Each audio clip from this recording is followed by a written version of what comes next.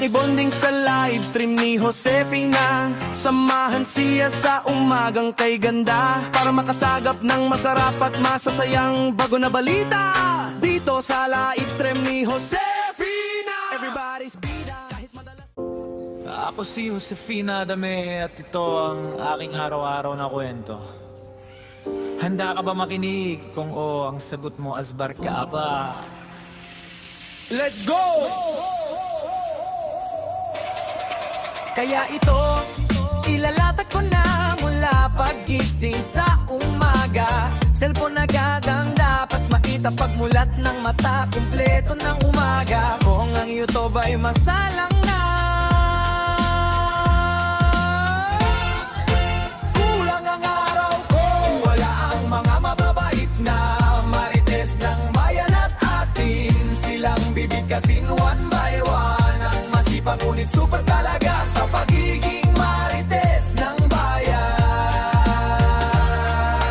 Perky, FPR kay Disney Princess Marites, number 1 ng Hong Kong. Ang mabait at masipag na may backpack na arenola. Mabuhay, Fesadang! Ang mabait pero marites, legit na si Floris sa Gerzon na pagpatak ng alas 12 ay tutulog-tulog na. Ang mabait na si Sunny, anya na magaling kumanta ng aray-aray. Naku, dahil damang-daman niya dahil hanggang ngayon ay naghahanap ng afam. Nadidilig sa kanya ang mabait na si Leti Pio. Channel na sa kakagala ay madaming itik na nakakasalamuha. Si Little Floops na pinakamaabait at pinakamasipag, kabaliktaran ng kanyang asawa na super marites ng bayan. Si Farmer Secure na magaling magluto habang kumakanta. Si Chinchin Bersola na madalas gumala para makasagap ng balita. Si Nurvans Rahmat at Feli Ros na all-in-one marites number 1. Kasama niya si Lotlot De Leon na nag-swimming at walking, pero puwet nang kasama niya ang pinakita.